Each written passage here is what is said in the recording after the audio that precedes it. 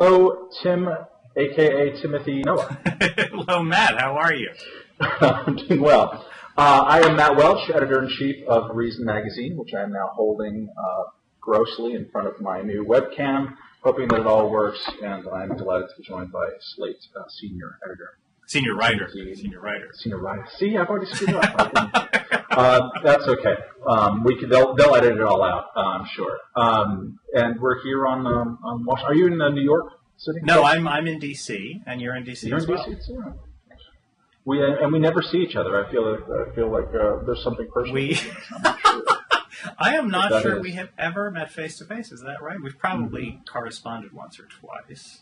Do you work down in the Slate Worldwide HQ about 2 blocks from where I'm sitting? I do, yes. Just up the hallway from known libertarian Jack Schaefer.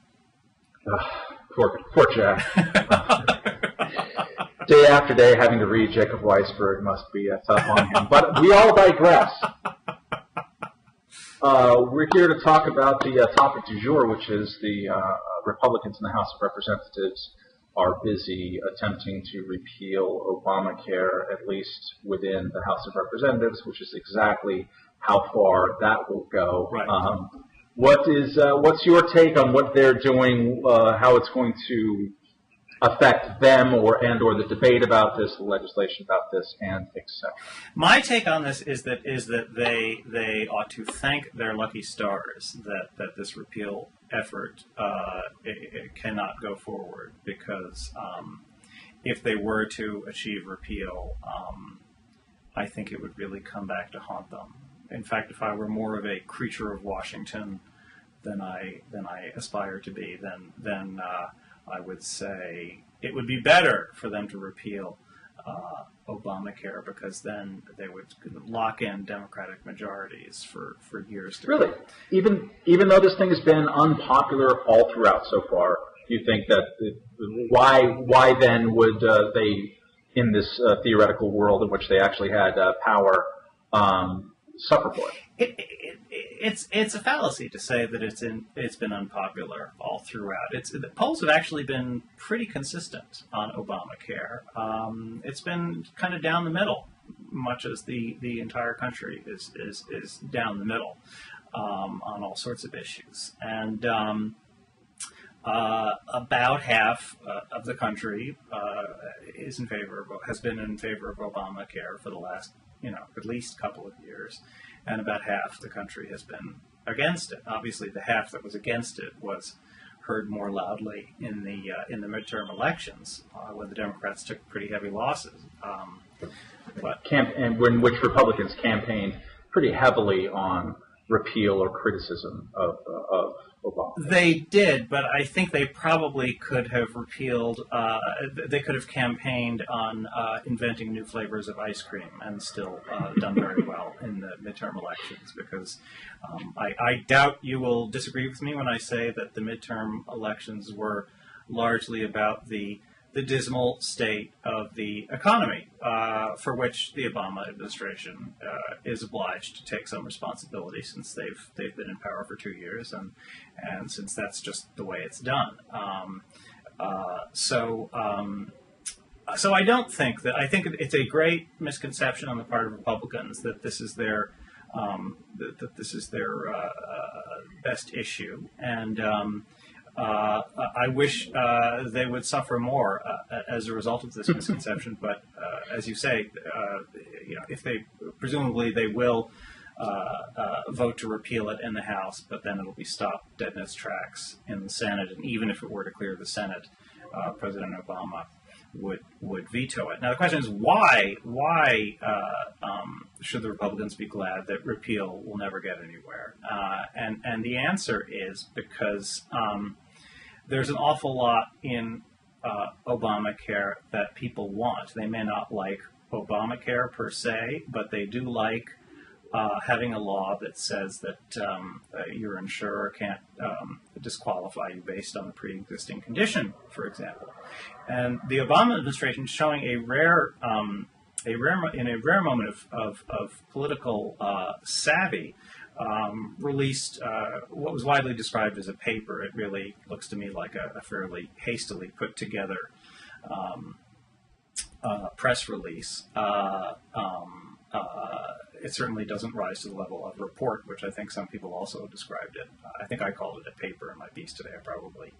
Even that probably exalts it some. Anyway, they released this paper, which pointed out that up to half of the country right now has the kind of pre-existing conditions that either that causes insurers to do one of three things: either reject you outright, or jack up your premiums sky high, or charge you a normal premium, but then exclude coverage for that particular pre-existing condition. All three of these practices are banned under Obamacare, and it turns out that this is something that, at least in theory, affects up to half the population. Myself included, I hasten to point out, something like 10 years ago, I was denied coverage by Kaiser. May they rot in eternal hell. By Kaiser? You were rejected by Kaiser, like the nice guys. Wow. Not just Kaiser the nice guys. My mother had been a director of nursing at Kaiser. Oh, my goodness. Years. So I was in the family and everything, and they rejected me on a variety of grounds. But I think my one pre-existing condition is that I once had and I guess still do have a protruding disc in my back. And, so I'm embittered and quite far off the, let's say, usual libertarian reservation when it comes to discussing matters of health care, for instance, occasioned by my semi-controversial column within the Pages of Reason saying why I like French health care, or why I prefer French health care. I remember it well, yes. Caused quite a tizzy around my office. Finally, they're not trying to kill orphans, Jacob Weisberg said. No, a couple of things about all of that. I think you're right in terms of the kind of popularity of it. There's the two things Democrats have going for them, or Obama has going for them in the argument, is that, hey, we're insuring those 32 million people. What's your plan? And be exactly what you said, the pre-existing conditions part is now rooted around by the use of banning. And those things will be popular. As in general, whenever the federal government hands out goodies to people in the form of entitlements, this is popular politics and very difficult for politicians to survive running against. And certainly the Bush administration and the Republican majorities back then understood that to their temporary electoral benefit with the prescription drug benefit, which makes so many people on Capitol Hill the biggest damn hypocrites this side of whatever. Mm-hmm. I think, as was often said during healthcare reform, the difference between Democratic healthcare reform and Republican healthcare reform is that when Democrats pass healthcare reform, they figure out a way to pay for it. Whereas the Republicans, when they passed Medicare expansion to cover drugs, did not figure out how to pay for it. Well, I'm a little bit more skeptical about Democrats sort of selling on the actual costs of this, or the appreciation of the actual costs of this. So we'll see if they ever pay for anything. And we're in a situation now that I think overrides kind of the entire, not just political discussion, which is, after all, a debate, and these things are usually silly, but we're at a state now where we're incurring debt levels, percentage of debt levels, deficits that we really haven't seen since World War II. And this thing was sold in a large part that it's going to help reduce the deficit or spending in some way. I think there's reasons to be hellaciously skeptical about that. But in general, we're talking about expanding entitlements at a time where we're running out of money, and entitlements themselves are a big reason why we're running out of money, and creating a situation where, from Obama on down through Ben Bernanke, whoever, they all use words like unsustainable to talk about where we are. And so I think that puts this whole thing in an interesting place. And I think the popularity, political popularity about being against Obamacare is stronger than what you say. However, I'm happy that they're having this discussion. I mean, the reason that they're doing this right now is obviously they campaigned on it, and they want to start a 2-year conversation. This is not about affecting anything. I mean, they're going to try to gum up the works and find some kind of appropriations that they can defund. All of that, that's going to amount to naught for the next 2 years. The real action on any of this is going to be in the courts system, where there's actually a challenge that has surprised a lot of people with how powerful it's been under sort of Commerce Clause interpretations to challenge especially the mandate to force people to buy health insurance. That's where the outcome is going to be. The thing that Republicans are doing right now by talking about this is that they are highlighting that they have no plan. And that has been my great criticism of them for the last 2 decades. For one thing, for way too long, I believe that the right in general, Republicans, have tried to say, oh, we have the best healthcare system in the world. What's wrong with you? Which I think is a really myopic way of looking at a system in which if you do not work for a big company or for a company that can provide you healthcare, you're subject to all kinds of whims and sillinesses there. Are you still there, Tim? Yes, I'm sorry. Yes. Okay, I heard a beep there. Yeah. I'm not looking for No, that's... to complete my thought, such as I had it, they don't generally have a plan, period. I was just reading an article today saying, well, we're going to formulate a plan. They need to be able to respond to the 32 million question of uninsured. How are you going to get there? I have been sorely disappointed throughout this process that there hasn't been more discussion of breaking the linkage between employment and health insurance, which I think in many ways is the root of a lot of the distortions and third-party weirdnesses that are within our system that blunts the ability for any of us to kind of have price signals and all of this kind of. And Obamacare may do that in a gradual way. Not something Obama ever wanted to talk about, but if the state exchanges become a really kind of popular means of getting health insurance, then I think people will become more amenable to joining them, or might even lobby to be allowed into them. And their employers, of course, will be delighted to be freed of this responsibility, although they will have to pay a tax, at least for a while, to help pay for it. One interesting part of the politics of this, that getting back to the pre-existing conditions point for a moment, is that half of the country, that's a huge number. I wrote a piece today kind of actually defending that calculation. But it's the half of the country that is in peril of losing its health insurance because of pre-existing conditions, or losing its affordable health insurance. Is probably most of those people are unaware of the fact that they are in that category, because most people, as you say, do get their health insurance through their employers, and that doesn't work great, but it works a lot better than the individual, the market, the non-group market, where people purchase health insurance on their own as individuals, and that's where you see the really outrageous abuses that are being banned under the Obamacare law. So if Obamacare were not to take effect, there is a huge number of people, many millions of people, who they get their health insurance through their employer, and they have a pre-existing condition, but it's never been an issue to them, because in large group health insurance plans, that doesn't disqualify you. But these people are, whether they know it or not, trapped either in the job that they have or in some job. So, for example, if they want to quit their job and go into business for themselves, they don't really have that option. If they want to quit their job and work as a consultant or contractor for one company or for many companies, they don't have that option. It has made a number of people kind of prisoners of their jobs. And I was listening to NPR this morning, and there was this guy,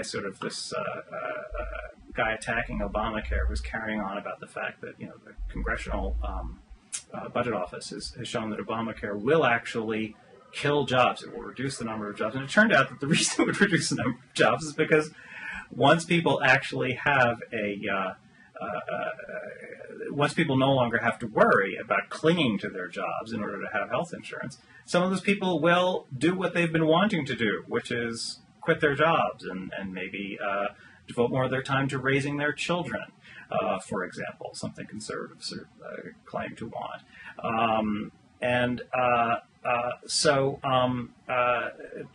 To call Obamacare job killing, first of all, there aren't a lot of jobs. We're not talking about a lot of jobs here, and these are jobs that people would willingly vacate. And in a free society, don't we want people to have the freedom to work or not work as they see fit, provided they can earn a living? I agree with that insight and would take it further along an individualized line. I think it's pretty clear that the provision of health insurance is trending in the direction of utilities. Basically, we are telling health insurance providers more and more about what they can and can't do. There are all kinds of consequences, intended and unintended, that come from that. But I think, in general, the more that you have the government tell what an insurance company can or can't do, the fewer insurance companies you're going to have. And we already have a pretty, on the state level, pretty heavily regulated market that's going to be more regulated. I would take the individual insight further and say, okay, let's let these people compete across state lines. Let's explicitly break that link between employer and individual, and let's have a market, an actual market where people are competing for individuals, including, people like me who might have a pre-existing condition, but ultimately I'm not going to cost anybody that much money, at least not for the next year and a half, and have real price signals so that people know what they're paying for. They're conscious that they can shop around in a competitive market, and in competitive markets, prices go down and you can increase coverage. We're not anywhere. All that stuff was taken off the table at the beginning of the national discussion. These are things that liberals oppose, but I think they oppose them. Well, speaking for myself anyway, they oppose them not because they think these are bad things to do, but they oppose them because they think that conditions are not ripe for these good things to be achieved in a way that wouldn't be disruptive. I think most liberals, if you sort of push them, would say, yes, I think we should sever the connection between work and health care. But you don't want to do it before there is a workable alternative. You don't want it to have the effect merely of throwing people off of their health. It's kind of a death by incrementalism on some level. I mean, I think the biggest critique of Obamacare in many ways is that it doubles down the existing system. Like the weirdness and abstract nature of the existing political system is or the healthcare system is extended rather than challenged on some root level. And I think Republicans also precluded that discussion from happening, because I think in order to really have that radical rethink, you also have to start talking about public option, right? Which is something that a lot of certainly libertarians get their hackles raised up on. I think that's where you go with the discussion. If you want to change it all, and create a big disruption, one that gets us towards individuals who are in charge of their own health insurance with a backup plan, then we can start talking. That's not going to happen, but it'll be interesting to see what pressures, what happens with political wins on this in the next 2 years. It's certainly going to be an issue, I think, in the 2012 kind of presidential scrum, if nothing else, and maybe in the by-elections. And I think the fact that Obamacare has passed has changed the baseline, the goalposts of the discussion, because you have something to compare it to. Right. So Obamacare is the start of a discussion. It is not the end of the discussion. And so it's going to force Republicans to come up with, well, how are you going to do these things?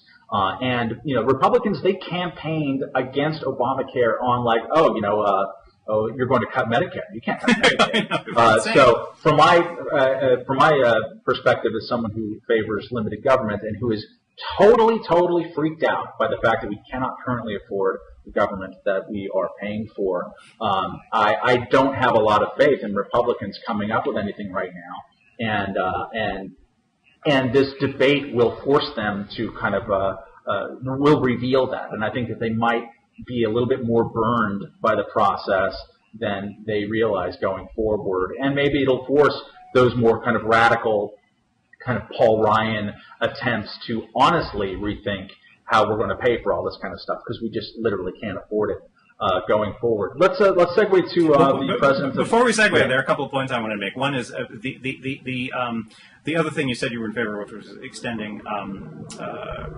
health insurance across state lines, is something else I think that liberals would sign on to if before that happened, there was a strong set of national regulations that would prevent the kind of race to the bottom, which is what they fear right now. If you sell health policies across state lines, the worry is that it will have the effect of sorting populations so that the healthier populations will opt for the least regulated policies, whichever state is sort of off, whatever state becomes established itself as the equivalent of Delaware, sort of least regulated health insurance policy. And when you separate healthy and unhealthy populations, that's when you start to have real problems with health insurance.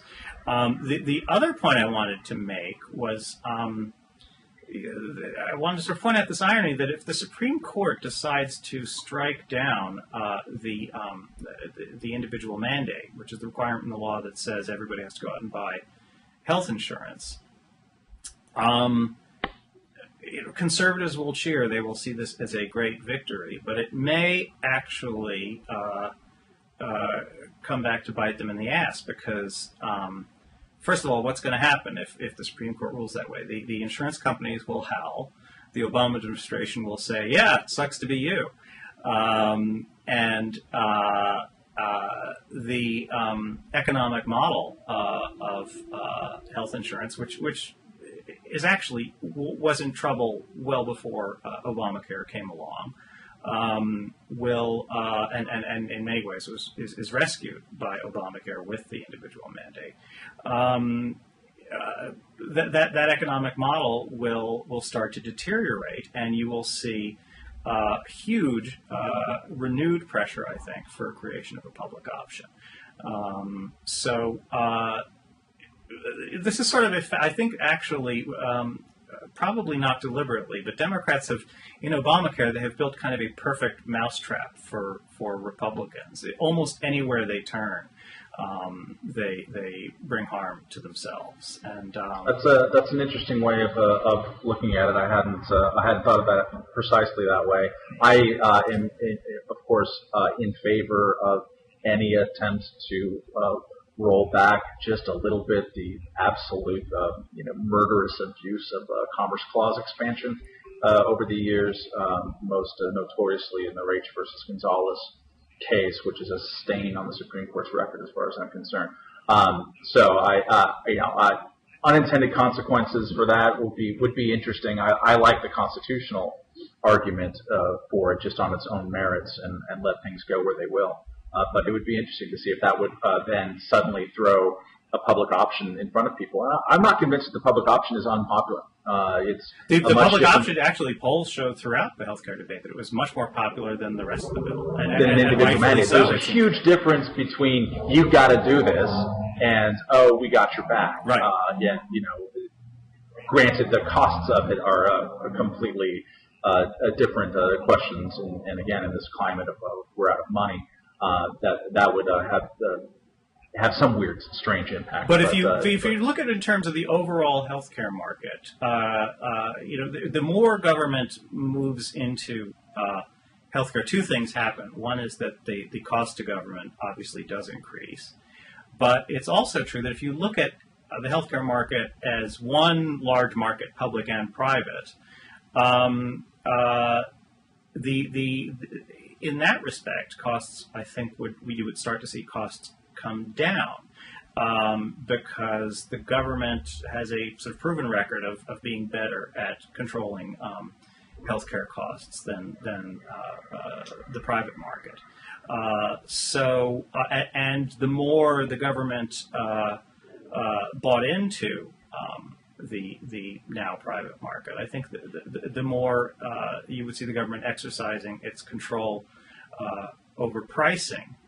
Now, conservatives see that as a whole another kind of nightmare. But if your interest is in controlling costs, then I think ultimately greater government involvement is the way to control costs, and that's sort of how I calm myself when I worry about the fact that Obamacare really didn't do much to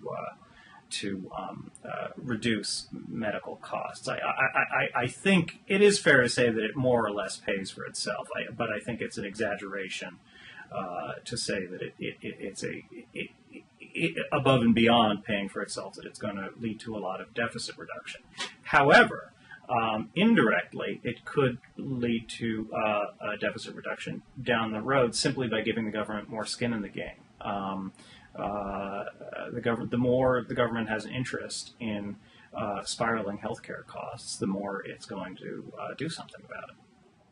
I am much more skeptical than you, not just because of the unexpected, perhaps in quotation marks, cost increases in Massachusetts, which no one seems to be able to do anything about, but just in general. I mean, I think when you get the public versus private costs, some of what you're looking at is that it's only in the private market that you can do all kinds of fancy procedures that you wouldn't necessarily think about paying for in the government bill. So you know that is kind of an artificial difference in that sense. You're not going. People who want to get that procedure done aren't suddenly going to stop getting it if they can afford it, no matter how much the government takes control. And I just don't have a lot of faith in general in centralized bureaucracies keeping costs down on any basis. I think part of what we've seen in state governments over the last 10 years is a dramatic example of precisely that. And I do shudder to think about how they would get there, even if they did. But let's move on. Enough about healthcare. It's not going anywhere. President Obama, State of the Union next week. He has had his best week and month in a hell of a long time in terms of popularity polls. Where do you see him going? How is he going to be the Bill Clinton of 1994 or not? And what do you look for him to say or hit notes on in his speech and in the coming months? That's a really good question, because on the one hand, circumstances have forced him to behave a little bit more like Bill Clinton. On the other hand, he really isn't Bill Clinton, and I mean that in the best possible way. I think Obama is more committed to a specific set of goals and principles than Clinton was when he was president, and therefore will be less contented to triangulate in the terminology of the Clinton era. He's doing a few things. He announced, I think it was this week, this new initiative to sort of isolate excessive regulation and trim it back. My guess is that that's mostly for show. I'm glad you said that. We just saved 5 minutes. No, I'm not gonna say that Obama jumps out of bed every morning and says to himself, "How can we eliminate needless government regulation?" I think if a reasonable case can be presented to him that a given regulation is needless, I think he is enough of a pragmatist to say, sure, if it's needless, let's get rid of it. I mean, sort of Democrats, historically have never been as pro-regulation as they're cracked up to be. Even Ted Kennedy was not just even. I mean, Democrats led deregulation in the 1970s, which is a point that we make. I commend to everybody, just because I happen to be looking at it for reasons of a book that Nick Gillespie and I are working on, but to go check out both the transcript and the video of the one and only debate, a presidential debate between Jimmy Carter and Ronald Reagan. It's amazing how much and I'm sorry for interrupting on a tangent, but it just struck me, and I really think it's interesting for everyone to look at. We all have this idea that Reagan is the deregulator and Carter is, green sweater, big government. And in the kind of near closing remarks, Carter goes on an extended jag. What's a fundamental difference between him and Reagan is that he has deregulated airlines, he's deregulated trucking industry. This is all before he went off on his weird jag about Amy and nuclear weapons, which is what people tend to remember from that.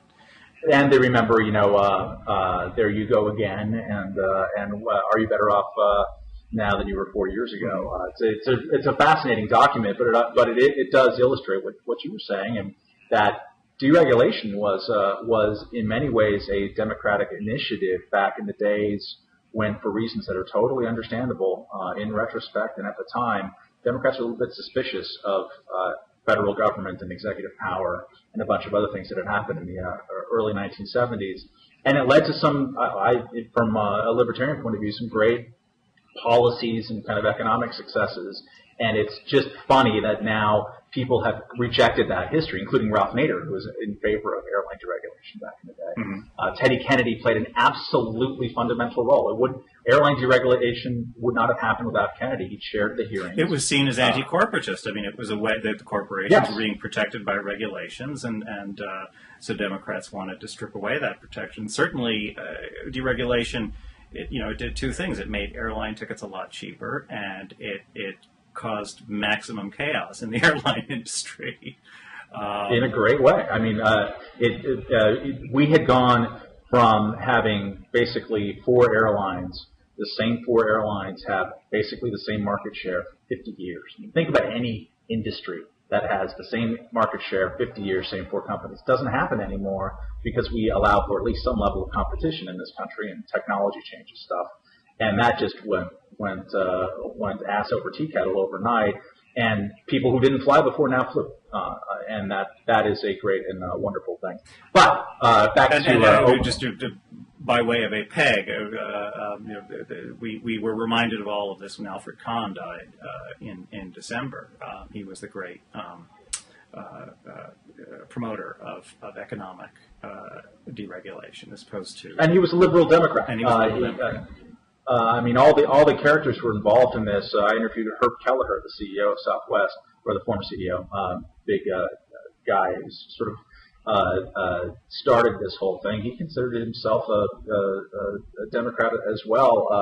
Those were the people leading it. Kahn was a liberal economist who sort of almost grudgingly came to the conclusion that regulatory systems create regulatory capture, they cartelize industry. And that it's basically anti-populist. There was an economically populist model or rationale for getting the government out of the business of picking winners.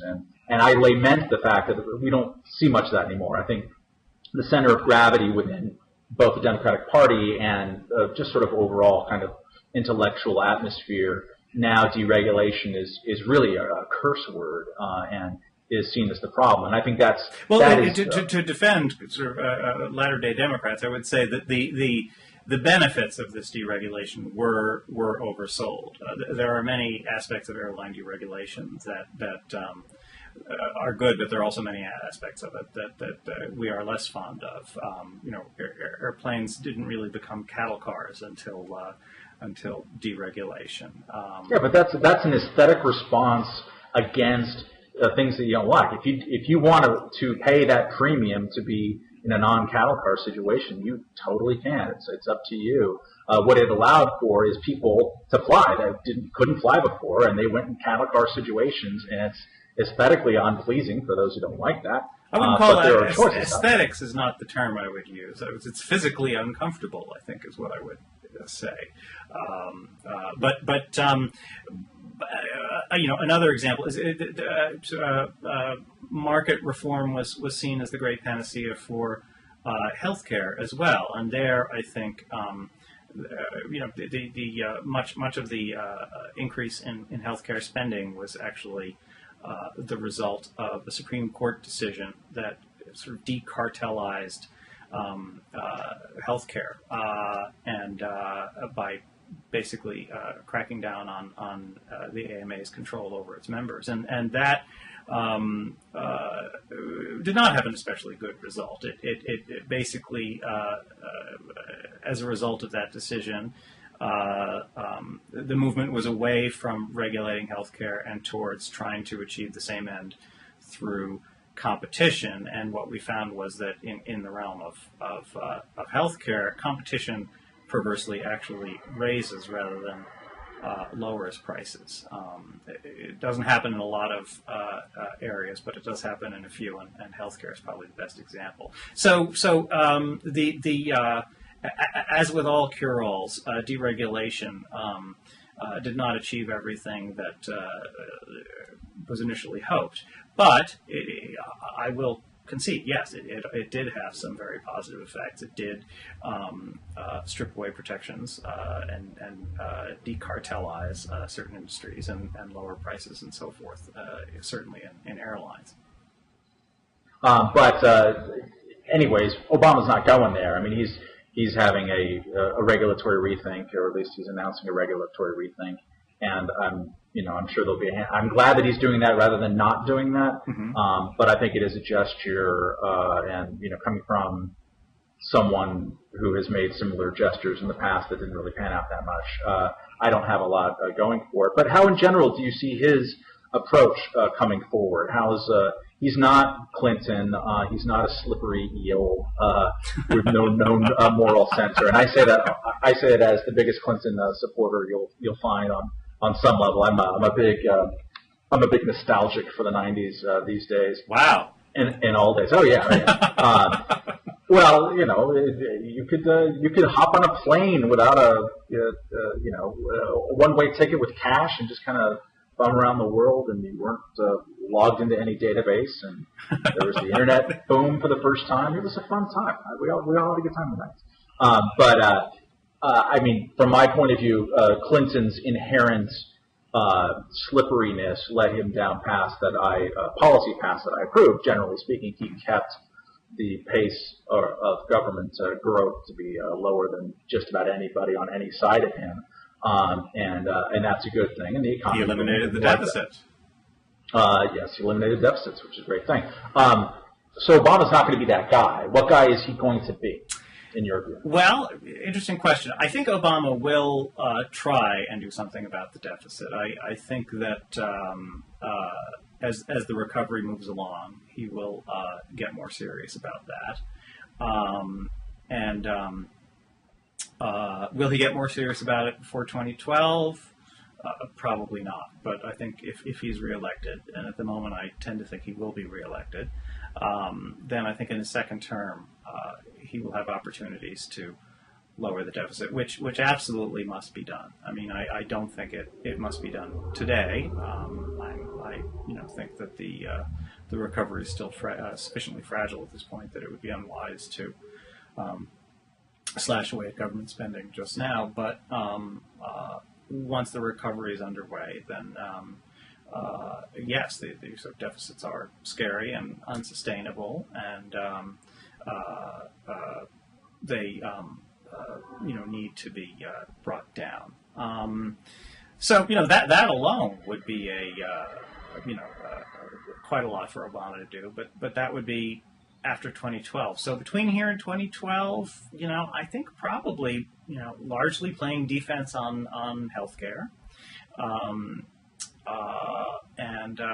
We have this war going on in Afghanistan, which people tend to forget about. I think I would hope that anyway that he will be spending a lot of his energies on trying to figure out how to extract U.S. soldiers from Afghanistan. I have really kind of no idea where he's going for. Traditionally, what a president in his shoes would do is actually to stress what he can do through his agencies.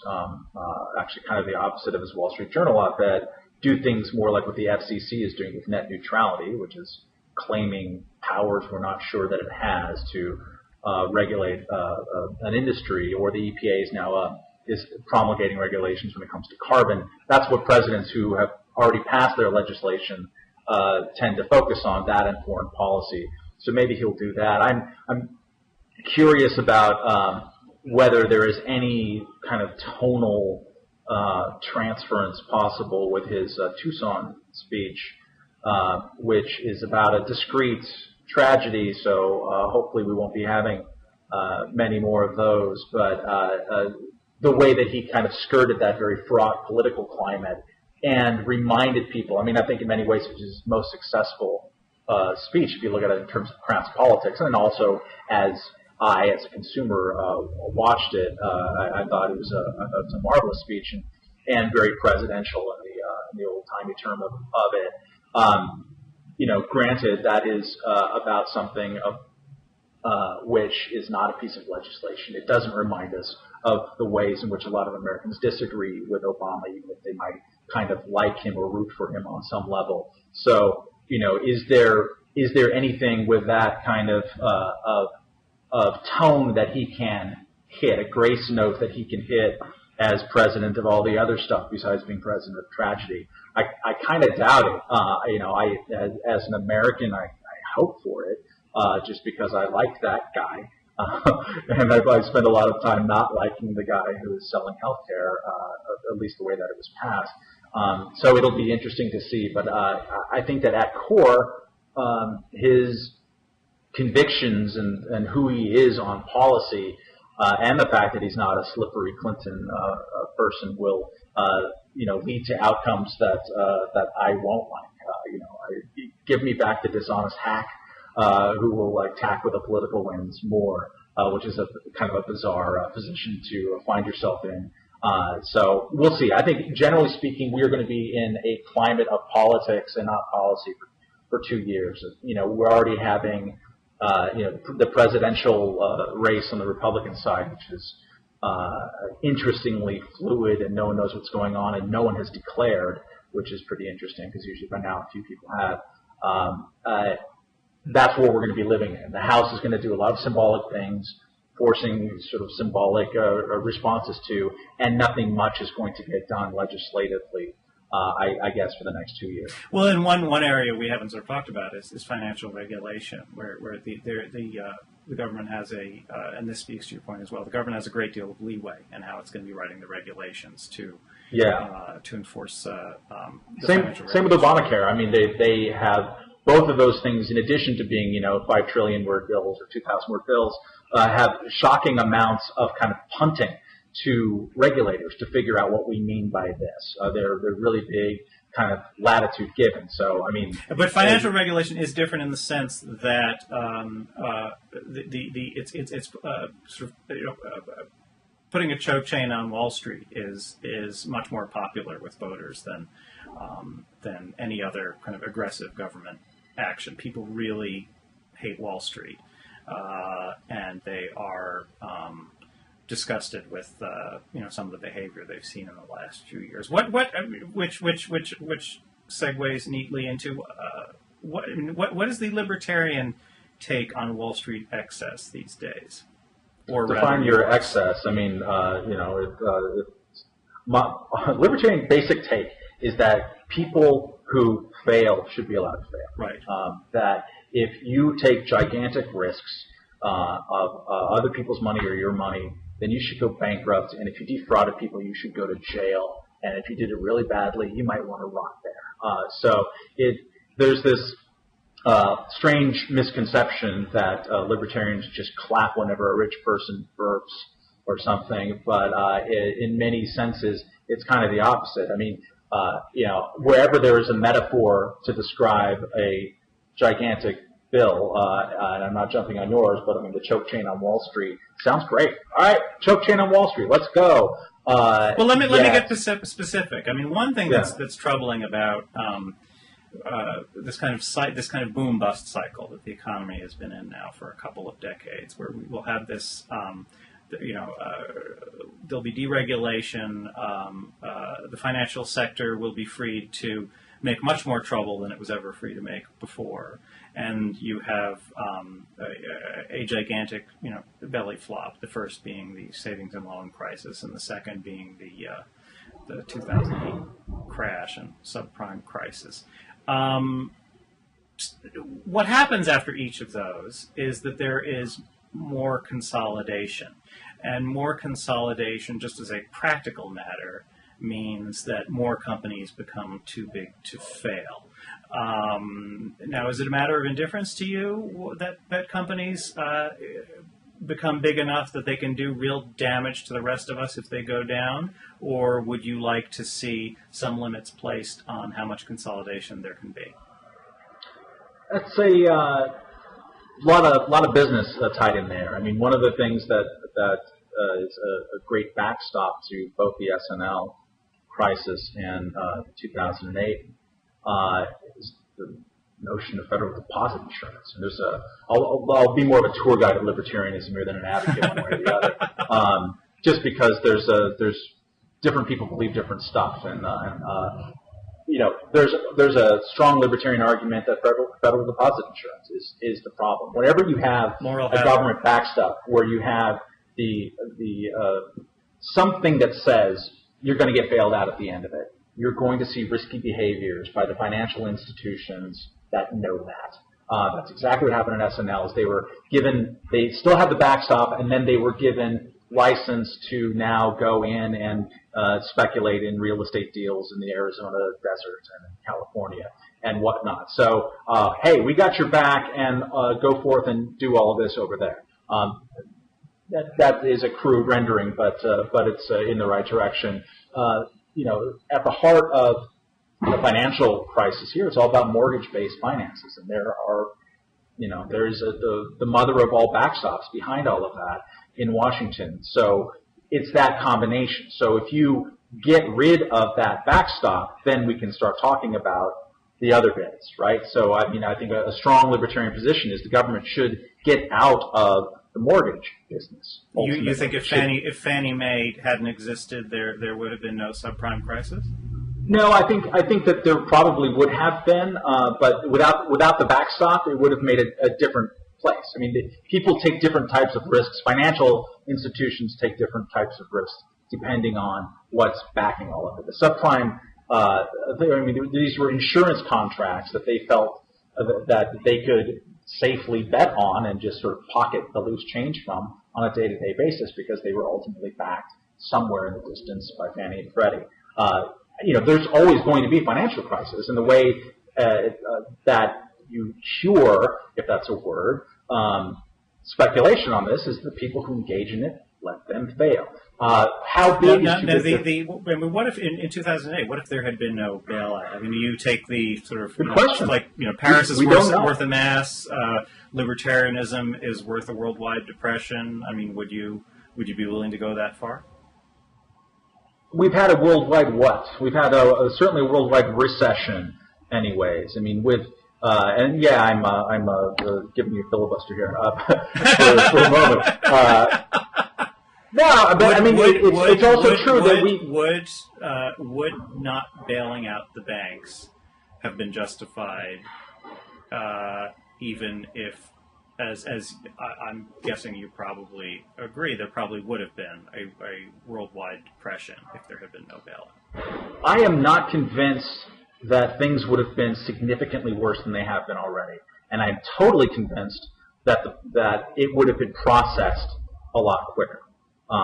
By would have created a market for trading this junk paper, which has gone frozen. I mean, the Troubled Assets Relief Program, those toxic assets are still out there somewhere being toxic. We don't know. We don't know what would have happened. We know what world we live in right now, which is that all of the selling points of TARP, stimulus, of the major interventions have all had a kind of baseline idea that if you don't do this, X will happen.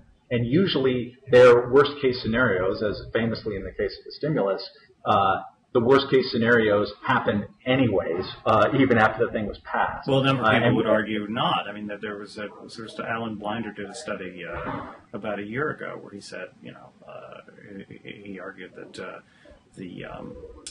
that TARP did prevent a much worse economic catastrophe.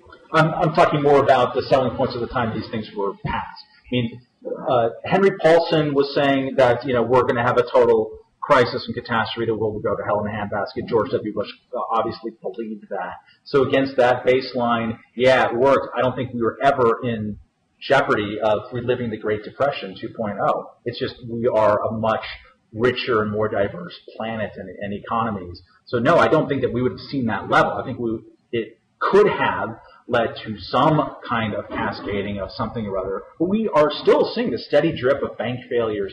A lot of the things that were supposed to have happened or supposed to not have happened have continued to happen, and we're in this kind of long trough and possibly a double-dip recession and kind of no end in sight. I don't think financial regulation credibly ended the concept of too big to fail. I'm sure there's some people who believe that on some level, but it's not very credible, I don't think. Are we still? Are we still worrying about a double dip recession? I thought we were. I thought we were easing out of worrying about a double dip recession. I have learned to worry. I mean, I've been a congenital optimist my entire life, and at the outset of the financial crisis, I was thinking, okay, this might be less than what people fear, but I look at balance sheets and debt levels and a bunch of stuff that's and the housing market hasn't itself done anything to work itself out, and I think that's the basis of all of this. And until we have anything like a market that's allowed to figure out what the prices are, I don't think we're even close to that yet. I'm not convinced that we're out of this. I mean, I know that the consensus is moving towards it's going to slowly start getting better.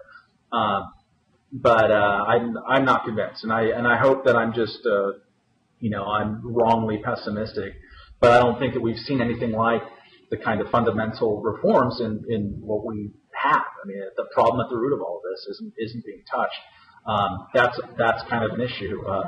We still are in this weird, as the blogger Atrios used to say, the big shit pile of housing, mortgage finance, and all this kind of stuff. And until that works out in some way in which we are allowed to have people, to know what the prices of these things are, I don't see it getting significantly better. Hopefully, I'm wrong. Okay. Well, on that gloomy note, let's move on to the Tiger Mother. Yes, Tiger Mother. So tell me about Tiger Mother, since I didn't read it. I just judge people the way they raise their children. I have not read the book. I gather that the book is. I just read the Wall Street Journal excerpt, and I guess one interesting ethical question is, is it ethical when editing a book excerpt to make the author seem substantially crazier than she actually is? And is it justified by the fact that she probably starts out being pretty crazy anyway? I would argue no, but I haven't read the book, so I'm not really in a good place to judge how successfully she modulates her argument in the book. And we're talking about the Battle Hymn of the Tiger Mother by Amy Chua. And my sense, just from hearing her talk about it, is that it isn't so much that she modulates her argument, as that she kind of contradicts it when she feels like she's getting a little too much heat.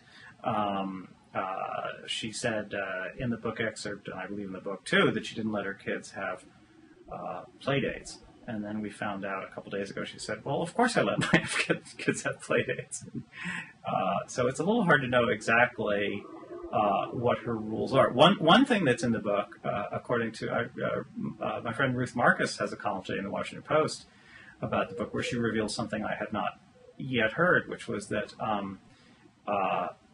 Chua was such a monster that she did not let her mother-in-law have kind of individual sort of time with her two granddaughters because they were too busy with their violin lessons and piano lessons and studying, and that does strike me as kind of fundamentally inhumane, and it does seem that regardless what your philosophy is of child rearing, that this book is, I think, partly consciously and partly unconsciously a document about someone who became so obsessed with really a kind of parenting ideology that the sort of human issues kind of receded, and the result was cruelty towards her mother-in-law, cruelty towards her children. Another one of the bizarre stories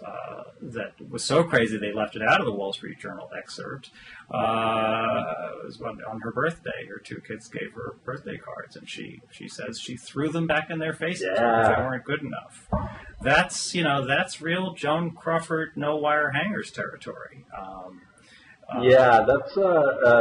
I think it's like it's porn for parents on some level because it advertises. It advertises the hard ass that you should be, or you feel like you'd want to be, but you'd never go through with it.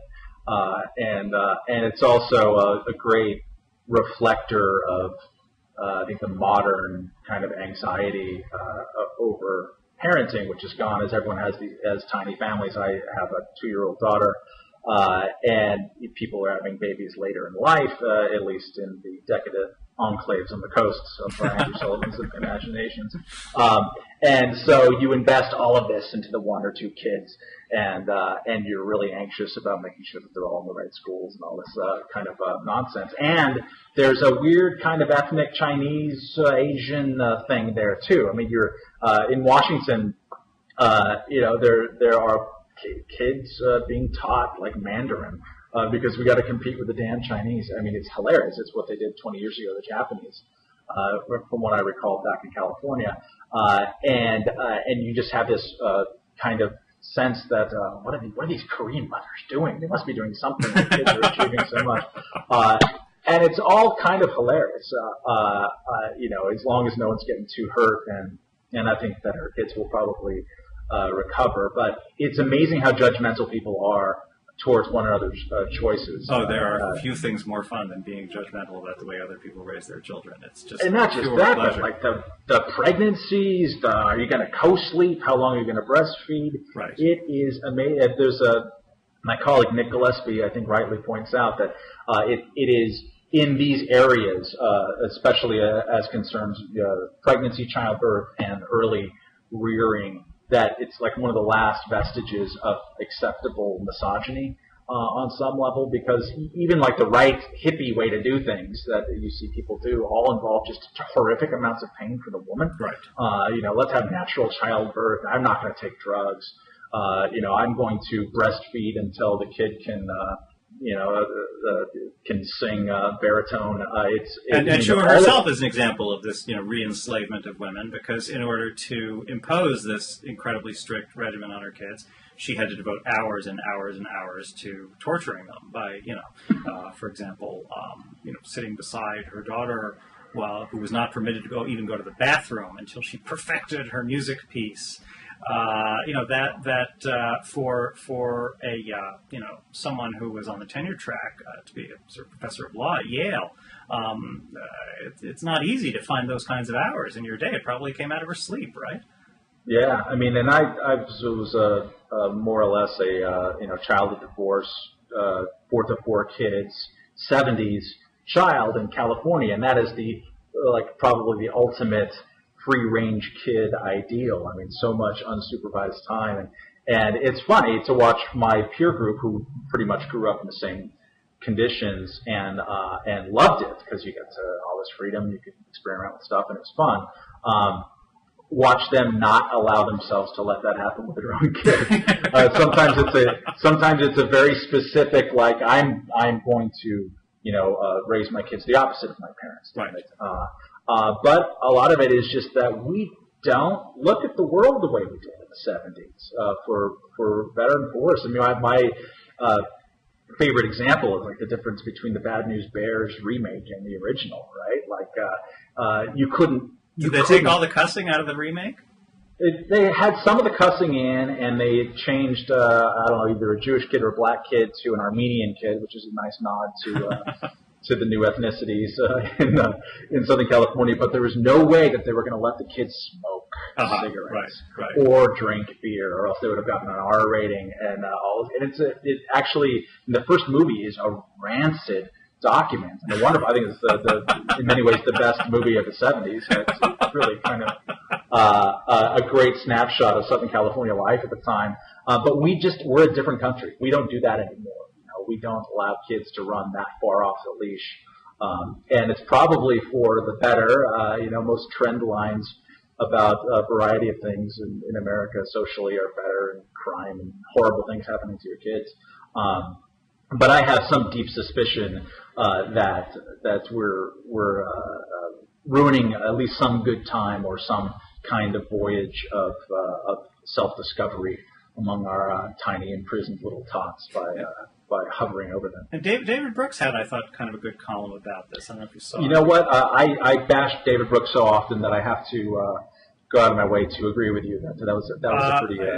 David Brooks has written quite a lot in the last year that I have disagreed strongly with. But this was a good column where he was arguing that by depriving her kids any sort of social interaction, she was depriving them of a key skill that's sort of needed for success, which is a knowledge of how to work in groups. And he sort of ended it very nicely by pointing out that if Chua herself had been brought up to interact more in groups, she would not have been blindsided by the reaction to this book, which I think most of us could have predicted was going to, bring, first of all, attract a huge amount of attention and become a big bestseller. But second of all,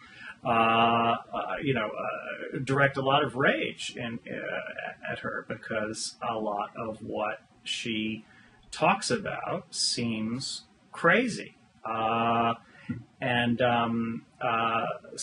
oddly, Chua herself kind of demonstrates her lack of schooling in this sort of important skill, which is kind of knowing how to interact, how to play with the other children.